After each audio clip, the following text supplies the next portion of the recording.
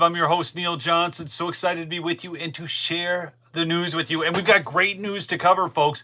People are getting thrown in jail that need to get thrown in jail. We have a massive win for election integrity in the state of New York. I'm sure Kathy Hochul is fuming. It's actually dealing with New York City, but it's very important to them as they try to push their narrative forward. We also have another big one.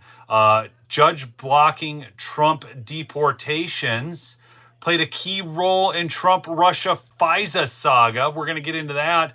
That's that Judge Boseberg. We're finding out more about him. I'm actually working on a bigger report on Boseberg. I'm going to try and get that out tomorrow. And it deals with him and Justice Roberts. So be watching for that because it's actually it's kind of wild stuff, folks. You do not understand just how incestuous these relationships are in the judiciary and the bar and everything like that. And I'm going to start out with some really good news, and that is American George Glesman, held by the Taliban for more than 2 years under Joe Biden, has been freed under President Trump.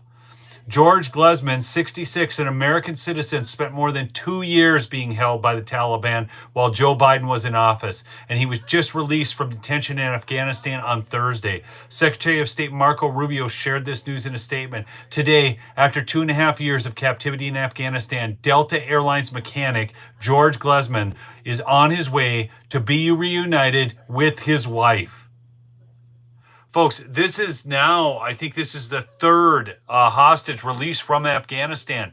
This is winning. This is the Trump effect. This is what happens when you have strong leadership in the White House and they know that America is back and he's not going to put up with this. And it's a strong contrast from the last presidency when we had the Abbey Gate fall. So anyways, that is a big, big story. So give a hand clap in the chat to President Donald Trump for doing that. Also, I'm going to move this story. So I'm going to start with this story. Oh, but really quickly, do go check out my sponsor, MyPillow. MyPillow.com/lumberjack, or call the 800 number, which is 1-800-568-2865. Again, that's 1-800-568-2865. Folks, the best deal ever on the percale sheets going on right now at MyPillow, exclusive to Lumberjack. Okay, call the 800 number, 1-800-568-2865. Give those people who work from home some business, keep them employed, and then get your sheets. Make sure they know Lumberjack so you get the deal. $29.98 for queens, $34.98 for kings. Phenomenal deals, people.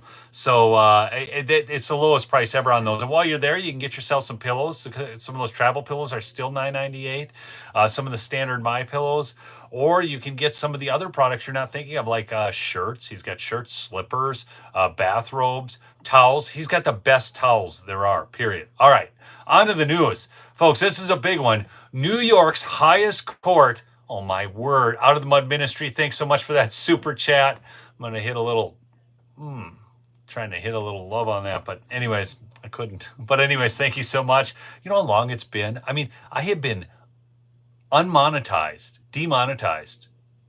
for a year now on YouTube. A year. They wouldn't run ads on this channel. Said my content was dangerous. I always just say it's dangerous to the narrative, folks. Dangerous to the narrative. So anyways, so New York's highest court strikes down New York City non-citizen voting law. So if you don't remember this, last year we were talking about this. Non-citizens were supposed to be able to vote in municipal elections in the city of New York. Non-citizens. It's crazy. So this out of just the news, a controversial New York City law that would have allowed non-citizens to vote in local elections is unconstitutional, according to a ruling by the state's highest court on Thursday. I can't even believe this was ever considered to be a realistic thing. Okay? I mean, really? Like non-citizens can vote, but it's only in municipal elections, folks, not federal elections. Who cares? Okay?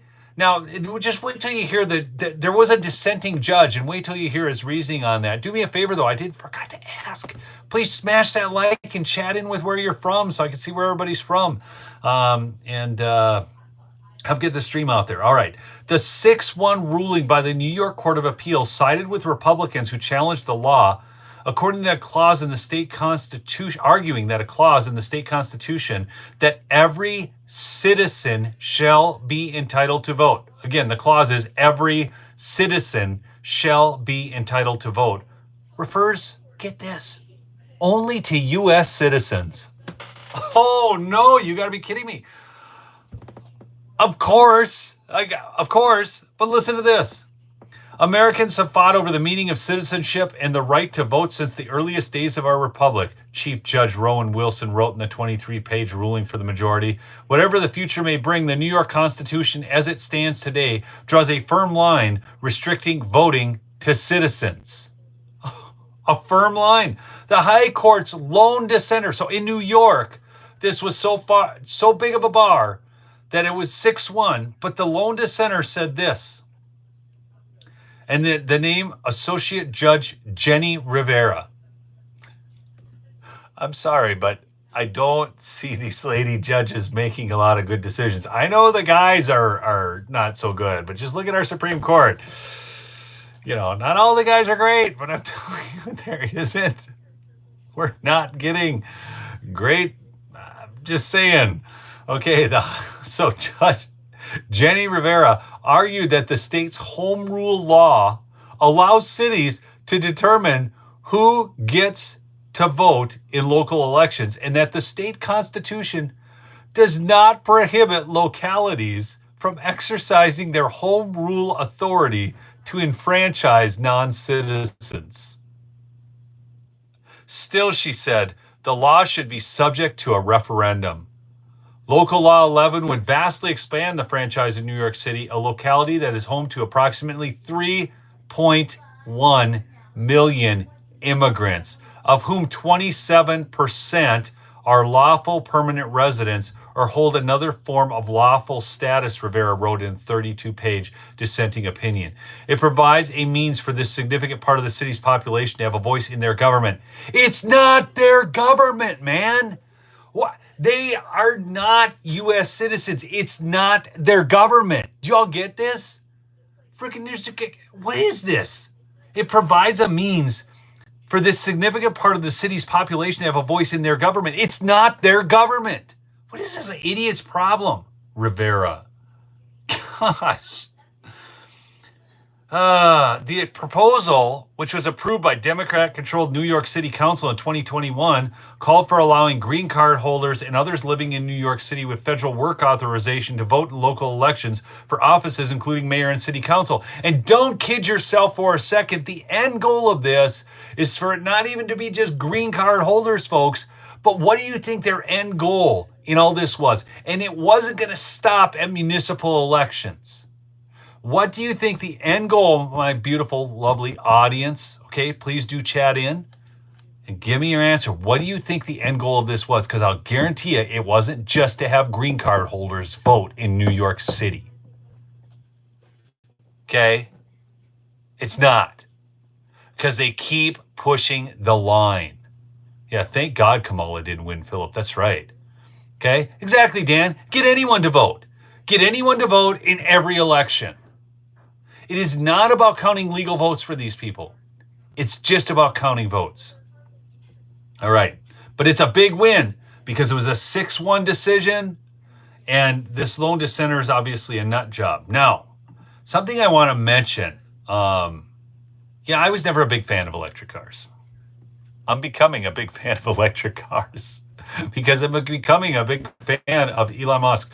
By the way, I watched a video the other day. Elon Musk has figured out how to build and market a tiny home.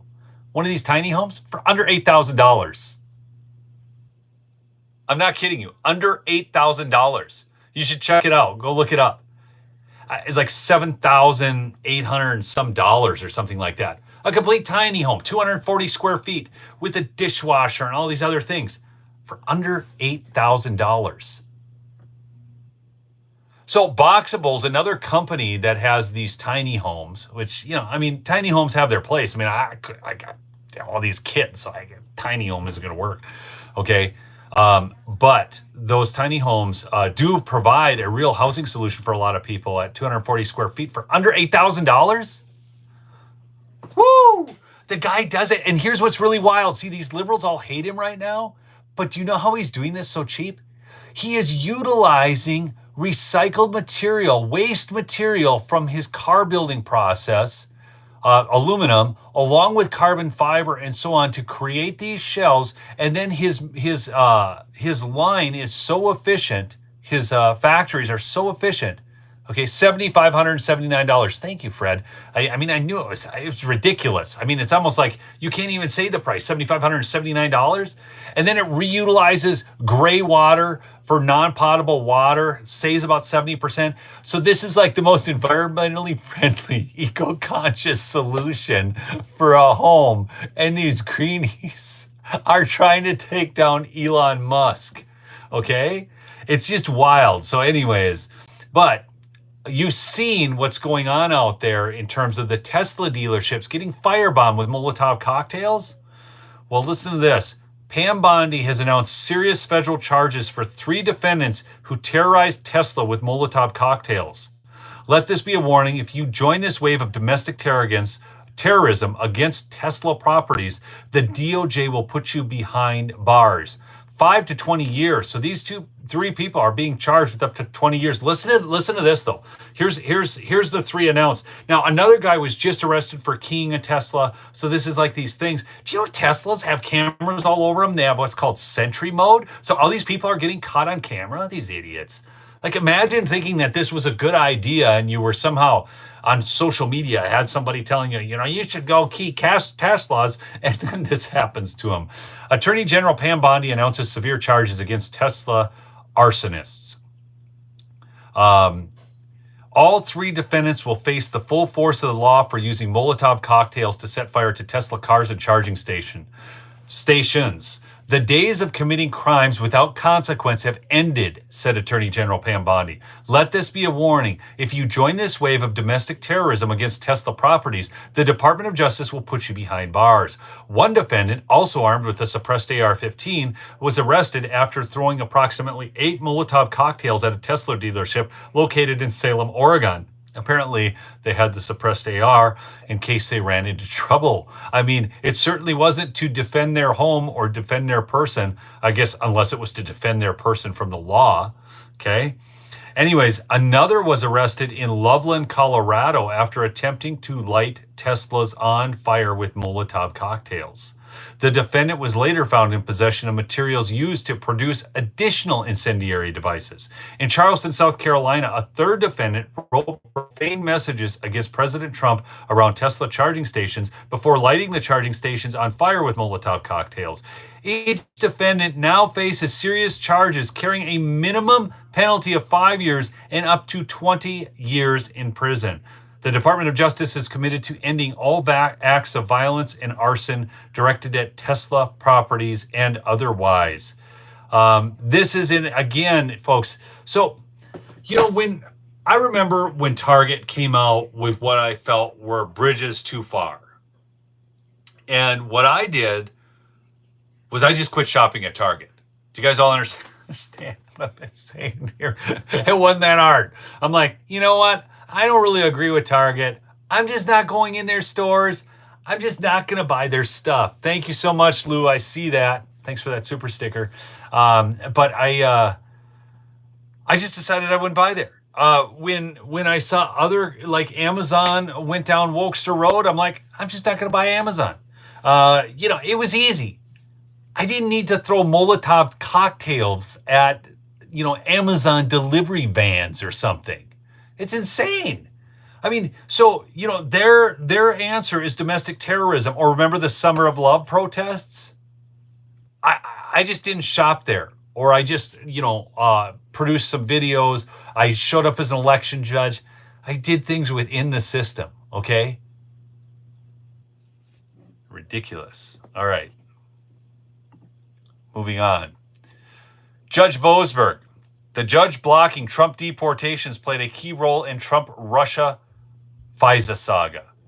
The federal judge who is blocking Trump's efforts to deport Venezuelan gang members also played a key and controversial role in the Trump-Russia collusion saga as the leader of the Foreign Intelligence Surveillance Court. Judge James Boseberg, nominated to the U.S. District Court for the District of Columbia by then-President Barack Obama in 2011, is currently engaged in an all-out legal battle with the Trump Justice Department. But in his role as head of the FISA court, he made a number of divisive decisions, including a slap on the wrist for a member of the FBI's Crossfire Hurricane team, the appointment of officials who had defended the FBI's actions during the Russiagate saga, the renewal of the FBI's FISA powers, and more. So Trump invoked the 1798 Alien Enemies Act this month against Tren de Aragua. Boseberg, of course, asked for the planes to be turned around. But folks, I'm trying to confirm all the details of this and put this together. I got something so hot on James Boseberg. You watch. I'm going to get this video out tomorrow. Him and Justice John Roberts are in cahoots, and it's a wild one, folks. It is a wild. This involves secret societies and all this. And I just am going through and re-verifying all the information before I drop it because it's a big story. So be watching. Make sure you subscribe. Make sure you got notifications on because you're going to want to see that one tomorrow. Okay? So he's got his hands dirty in so many things, this Boseberg. He is bad. Do you know that it was actually Roberts who appointed Boseberg to the 7-year term on the FISA court starting in May 2014? Yeah, John Roberts put Boseberg on. And then we had John Roberts coming out and making the statement about impeaching judges, when that's always been in Congress's purview to impeach judges. So why is he entering that fray at all? Oh, just wait. Wait till I get this video out tomorrow, folks. You're going to love it. You're going to love it. So, DOJ Inspector General Michael Horowitz in 2019 found huge flaws with the FBI's Russia collusion investigation, finding at least 17 significant errors and omissions related to the FISA warrants against former Trump campaign associate Carter Page. He also criticized the central and essential role of British ex-spy Christopher Steele's debunked dossier in the FBI's politicized FISA surveillance. Days after Horowitz released his damning December 2019 report on FISA abuse, Judge Rosemary Collier, the chair of the FISA court, just before Boseberg took over the next month, argued in a scathing opinion that the FBI's handling of the Carter Page applications was antithetical to the heightened duty of candor. She continued that the frequency with which representations by the FBI personnel turned out to be unsupported or contradicted by information in their possession, and with which they withheld information detrimental to their case, calls into question whether information contained in other FBI applications was even reliable, folks. Okay? Yeah, please smash the like button. Do chat with where you're from. Oh, look, somebody else did another super chat and I missed it. Let me see. I can't even see. Anyhow, I don't see them all the time. Oh, Lisa Bailey just cash at me $5. Thanks, Lisa. So I get those notifications for Cash App. And thank you, Lisa, because then YouTube doesn't take their cuts. So that was kind of you. Anyways, this, I'm going to move on from Judge Boseberg because I got a bigger thing to drop on him tomorrow. The big news of the day, folks, was the Department of Education. How excited are you people about this? Okay? How excited are you about Donald Trump ending the Department of Education? Seriously, I mean, yeah, so excited. Like, this was the greatest thing. Now, don't kid yourself. There's going to be court challenges. These idiot judges are going to be running around trying to interfere with Article 2 of the Constitution, saying that the executive has control of the executive branch and the executive agencies. But it's going to be, I'm telling you, it's going to happen. But Donald Trump, there with a bunch of kids at school desks, signing an executive order to end and dismantle the Department of Education. Folks, it was beautiful. It was beautiful. He said, today we make a very historic action that was 45 years in the making. In a few moments, I will sign an executive order to begin eliminating the Federal Department of Education once and for all. We've had to get the federal government out of education, Trump declared. The Department of Education has become a bloated bureaucracy that's more interested in pushing its own agenda than helping our kids learn. It's time to put the power back in the hands of parents, teachers, and local communities. I have been gathering some information on Randy Weingarten and the Department of Education. So folks, be watching for that video as well tomorrow. Hey, Essential, I saw that. I just saw this one come across. Essential Bite says Robert's children are adopted, and he's going on with the Epstein connections. Boseberg was the judge, research all the connections. So then, Donald Trump's been basically opposed to the woke agenda, and that's why all of this is going on, okay? So we're going to take back our schools from the woke mob, he said, and stop this indoctrination of our children, because that's what it's about. It is about rewarding federal funding to the people who do the bidding of the deep state apparatus. That's what this is all about. So don't kid yourself for a second. Oh, Lucy, I saw yours. I just saw your super sticker. I scrolled back on that for $4.99. Thanks so much for that. Just to give credit where credit's due. Somebody cash at me $50 the other day. Thank you. I think another person cash at me $30. It's like very splendid of you, especially after all that. I guess we kind of get to go through it together. You guys get to see the things I go through here on YouTube. But anyways, all that aside, I think that one of my favorite stories of the day, though, is that George Glesman, being held by the Taliban for more than 2 years, has been freed under President Trump. Hey, make sure, again, I tell you, look, Donald Trump's, you want to sleep like a king? You want to sleep like Donald Trump? Want to sleep like the President of the United States of America? Get some Giza sheets or some percale sheets. Donald Trump's favorite product is Mike Lindell sheets. 1-800-568-2865. Again, that's 1-800-568-2865. You can go to mypillow.com/lumberjack. I encourage you to use the 800 number and give those home operators some business. That sale, that is the best sale ever on those sheets. $29.98, folks. I mean, it's for queens, $34.98 for kings. Go get yourself some sheets. Get yourself some other products while you're over there. Support Mike. The coffee is the best coffee. Okay. All right. So anyways, that's the news I wanted to get out to you. I think the New York decision's big.